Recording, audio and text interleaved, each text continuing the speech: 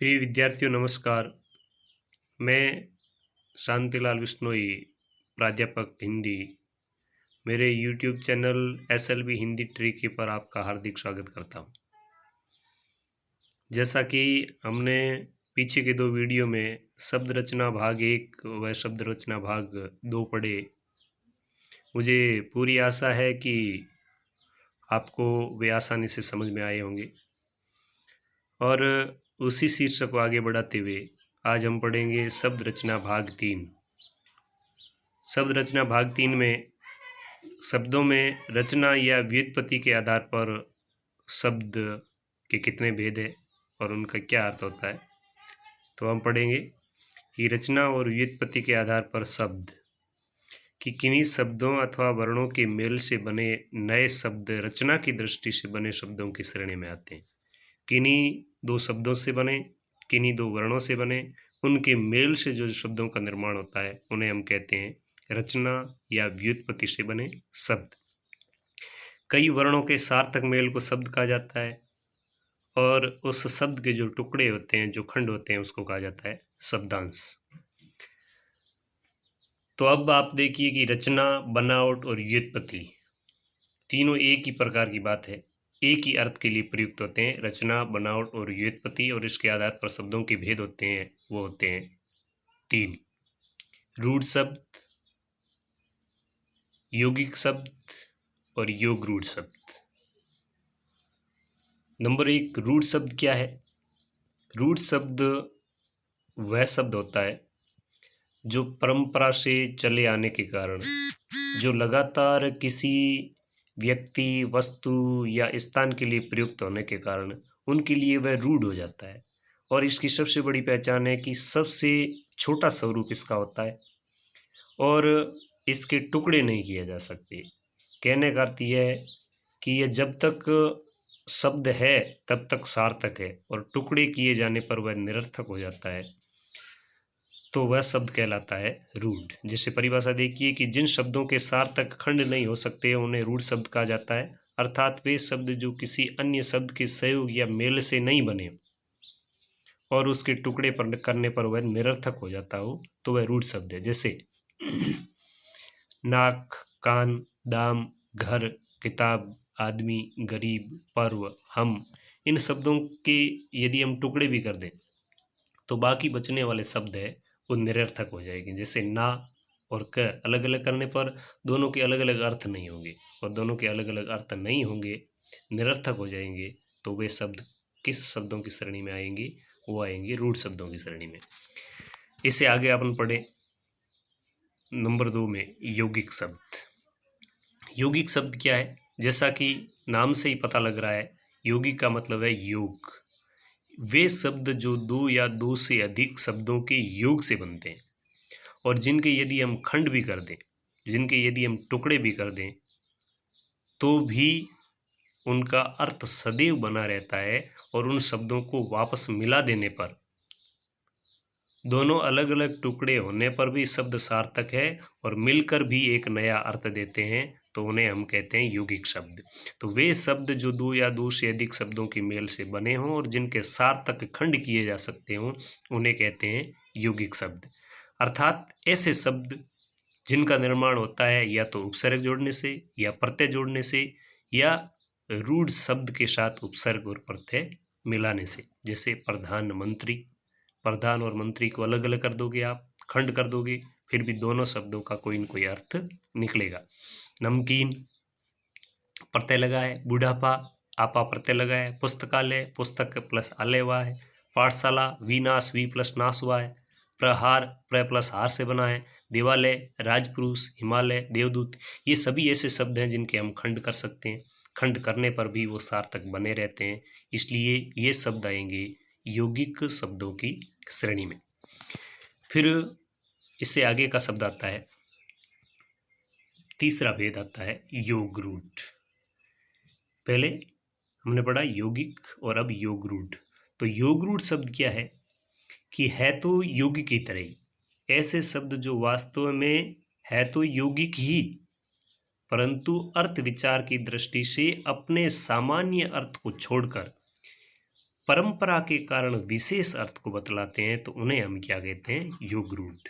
यहाँ पर यौगिक और योग रूढ़ में यही भेद है कि यौगिक का वास्तविक अर्थ जो शब्द से निकल रहा वही होता है, जबकि योग रूढ़ शब्द बने यौगिक से हैं, लेकिन ये अपने वास्तविक अर्थ को छोड़कर, सामान्य अर्थ को छोड़कर कोई अन्य अर्थ या विशेष अर्थ को प्रकट करते हैं, उन्हें हम कहते हैं योग रूढ़ शब्द।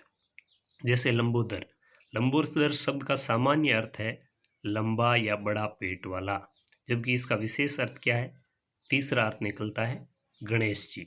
तो यहाँ पर इसका तीसरा अर्थ गणेश जी निकलने के कारण यह लंबोदर शब्द है वो कौन सा शब्द हुआ, योग रूढ़। दूसरा शब्द देखिए पंकज।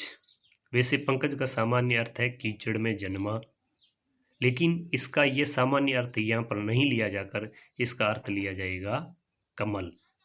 तो इसका मतलब पंकज शब्द है वो भी क्या है, योग रूढ़। दशानन, दशानन का सामान्य अर्थ है 10 मुख, लेकिन यहाँ पर सामान्य अर्थ नहीं लिया जाएगा, यहाँ पर दशानन के लिए शब्द आएगा रावण। तो इसलिए दशानन शब्द में भी शब्द का प्रकार है वो योग रूढ़ है। अब यहाँ पर एक बात गौर करने लायक है, नोट कीजिए इस बात को कि बहुब्री समास के सभी उदाहरण, बहुब्री समास के सभी उदाहरण हैं वो योग रूढ़ शब्दों की श्रेणी में आते हैं। चलिए आगे चलते हैं, अन्य प्रमुख उदाहरण ले लेते हैं। अन्य प्रमुख उदाहरण में आप देखिए रूढ़ शब्द, यौगिक शब्द और योग रूढ़ शब्द। दूध, रोटी, दीपक, देश, आकाश, लोटा, पगड़ी, कमल, कमीज, आम, गीता, चावल, ये सभी शब्द है वो रूढ़ शब्दों की श्रेणी में आते हैं, क्योंकि इनका वास्तविक अर्थ ही लिया जाता है। किसी विशेष व्यक्ति, वस्तु और स्थान के लिए रूढ़ हो गए हैं, परंपरा से चले आ रहे हैं, इनके टुकड़े करने पर ये सार्थक नहीं हो सकते, इसलिए ये शब्द है वो सभी रूढ़ शब्दों की श्रेणी में आएंगे। दूसरा भाग हमने पढ़ा यौगिक शब्द, और यौगिक शब्द ऐसे शब्द होते हैं जो 2 या 2 से अधिक शब्दों के योग से बनते हैं, और उनके यदि हम टुकड़े भी कर दें तो भी उनका अर्थ है वो बरकरार रहता है और वास्तविक अर्थ को ही प्रकट करते हैं। जैसे राजमाता, राष्ट्रपति, रसोई घर, राजप्रसाद, चारपाई, आग बबूला, पीलापन, दूध वाला, घुड़सवार, डाकघर और विद्यालय, इनका वास्तविक अर्थ ही प्रकट हो रहा है। 2 या 2 से शब्द अधिक शब्दों के योग से बन रहे हैं, इसलिए ये शब्द आएंगे यौगिक। आगे योग रूढ़ शब्द कौन कौन से होते हैं, तो योग रूढ़ शब्द है वो है जैसे पीताम्बर, पीले वस्त्र वाला, भगवान श्री कृष्ण के लिए। आशुतोष, बहुत जल्दी प्रसन्न होने वाला। वीणा पाणी, माँ सरस्वती के लिए। चक्रपाणी, विष्णु भगवान के लिए। जलज यानी कमल के लिए। नीरज, कमल के लिए। मुरलीधर, भगवान श्री कृष्ण के लिए। अंगरखा यानी एक विशेष प्रकार के कवच के लिए। नीलकंठ, मोर या शिव के लिए। विषधर, शिव या नाग के लिए। चंद्रशेखर, भगवान शिव के लिए। तो यहाँ पर इन शब्दों का वास्तविक अर्थ होता है वह वास्तविक अर्थ नहीं लिया जाकर कोई अन्य अर्थ लिया जा रहा है। अन्य अर्थ कह सकते हैं, या आप कह सकते हैं कि इनका विशेष अर्थ लिया जा रहा है। इनका विशेष अर्थ लिए जाने के कारण ये योग रूढ़ शब्दों की श्रेणी में आएंगे, जबकि इनका वास्तविक अर्थ लिया जा रहा है 2 शब्दों के योग से बने हैं, सार्थक यौगिक शब्द बनेंगे, और जिनके टुकड़े नहीं किए जा सकते, सार्थक टुकड़े नहीं हो सकते, वो कहलाएंगे रूढ़ शब्द। मित्रों, यहाँ पर मैं एक बात आपके लिए क्लियर करूँ, जैसे यहाँ पे है कमल और यहाँ पे है नीरज, दोनों शब्द एक ही है, नीरज और कमल यानी पर्यायवाची शब्द है, लेकिन यहाँ पर कमल एक अपने कमल के लिए ले रहे हैं, इसको क प्लस मल कर दें तो इसका अर्थ है वो भंग हो जाएगा, इसके सार्थक टुकड़े नहीं होंगे। जबकि यहाँ पर क्या है, नीरज, नीर में उत्पन्न, अर्थात वह क्या है, कमल, तो इसका तो वास्तविक अर्थ है, इसलिए वह रूढ़ शब्द है, जबकि इसका तीसरा अर्थ लिया जा रहा है, इसलिए वह है योग रूढ़ शब्द।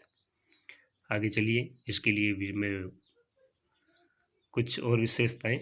रूढ़, यौगिक, योग रूढ़ शब्द को पहचानने के कुछ आसान तरीके।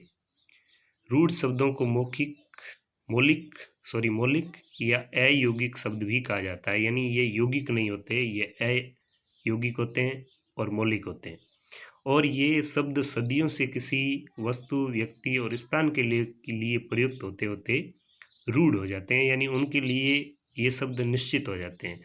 और रूढ़ का अर्थ होता है सामान्य अर्थ प्रकट करने वाले शब्द।